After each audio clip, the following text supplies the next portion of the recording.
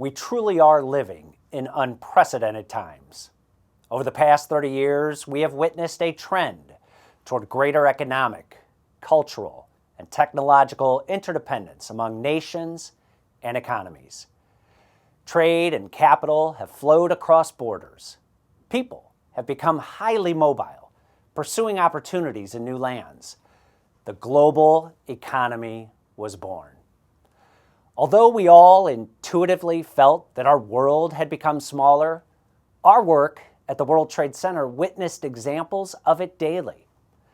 Now we have to ask ourselves, has COVID-19 and the great worldwide economic lockdown made all of that history?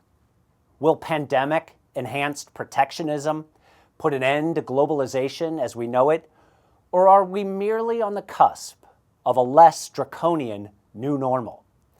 What sort of system will rise from the ashes? No matter your perspective, globalization is a potent force, transforming our societies and commercial activities in countless ways. Companies and communities find themselves mandatory participants in this new global market. And while all cities are affected by globalization, not all are seizing its benefits. In St. Louis, I am proud to note we have chosen to embrace it.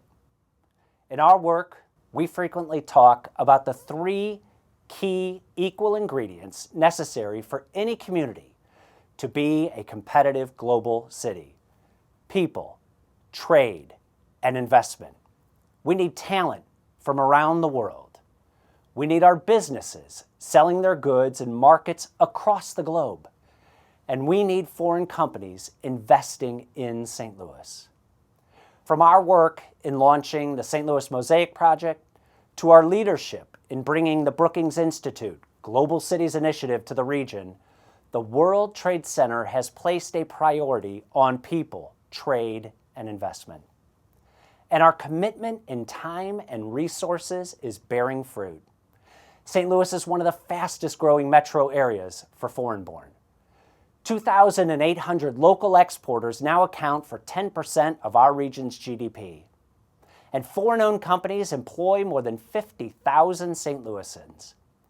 And just last week, the St. Louis Federal Reserve released a report exploring the link between immigrant workers and U.S. trade activity. The results show a strong positive correlation between the two, findings that may have important implications for the future design of both international trade and immigration policy. When we talk about people, trade, and investment, what we really mean is talent, jobs, and economic growth. COVID-19 will reshape the very notion of globalization. We are already seeing this transition take place.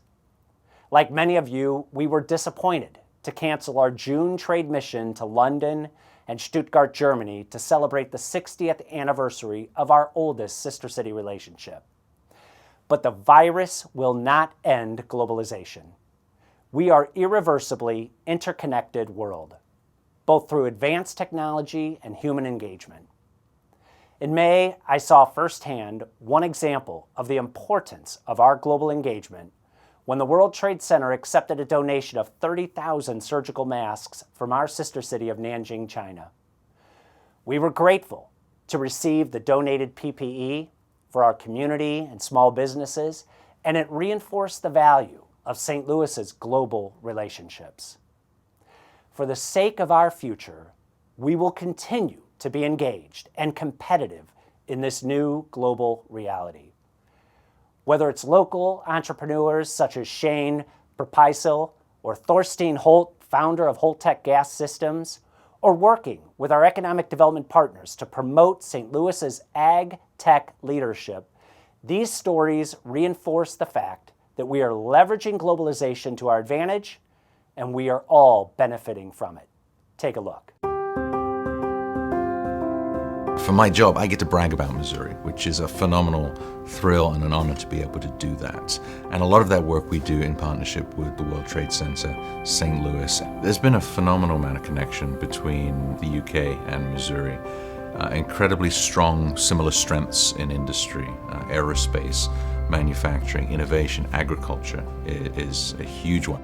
We have a strategy domestically to market St. Louis for ag tech, and then the World Trade Center really takes that message international. So one of the methods they do to make that happen is they create a lot of foreign delegations. Companies that are interested in coming to St. Louis to check us out and see if they might want to come here, they set up a lot of those programs. We work a lot with the World Trade Center, not only because a lot of their population are immigrants from other countries, and of course a lot of our membership base are immigrants from Latin America. Our common cause that we both have is around immigrants. I went on a trip with the World Trade Center to develop trade with Argentina, and pretty much the day we were coming back, I said, I want to do a trip to Mexico. And so that's how we partnered to end up going to Mexico to do a trade mission. So we were able to meet quite a bit of people and able to create some deals like Holtec Gas. Meetings were set up for me so I could meet with high-level purchasing people within different plants that I would not have been able to make appointment with on my own. So that was really helpful. So the trade mission was a great success. I think the biggest successes in the last year are probably there's got to have been 6 or 7 of these delegations that we've been able to host here in St. Louis. We had a hugely informative trip on the Agritech E-mission to St. Louis, which has had a clear and positive influence on our strategic plans for the next few years. And it was a very valuable learning experience in terms of new technologies and understanding of the information and connectivity needs of agriculture in the region. With each successive one, it allows us to strengthen our partnerships. Here, we add partners. We have more of a cohesive message. We can really present ourselves as a community. When those companies come and invest and relocate here, we can all kind of take that win and be proud of that. We continue to see interest from companies around the world who want to come to the Midwest, who want to come to Missouri. And so this state has so much to offer. By attracting folks from around the world, by making St. Louis a destination, has definitely allowed our business to grow. Our whole business is being able to provide to an international audience, and St. Louis has just gotten so much more diverse. It's really allowed us to expand and thrive.